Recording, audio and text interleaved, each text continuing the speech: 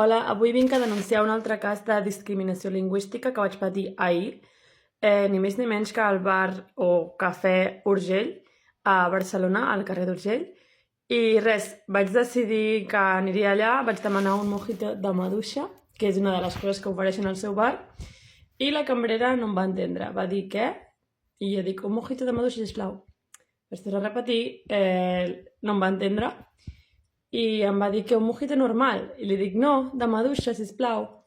I bé, finalment li vaig haver d'acabar dient que estava demanant un mojito de fresa perquè em pogués entendre.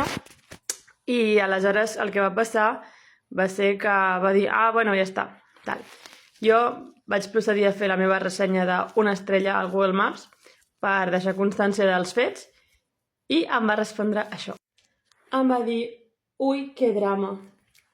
Òbviament he fet la queixa a Plataforma per la Llengua i també faré una queixa a l'Agència Catalana del Consum, però crec que aquestes actituds és que no és només que estiguin complint la normativa de política lingüística, sinó que, a més, estan mostrant una actitud com desafiant de quin drama, o sigui que zero preocupació per complir la normativa i per oferir millor servei i menys discriminació als catalans. És que no tinc paraules perquè aquests esdeveniments cada vegada són més freqüents i sento que si no ens queixem, que si no fem servir els canals que tenim a la nostra disposició per denunciar aquestes situacions, doncs això només anirà pitjor.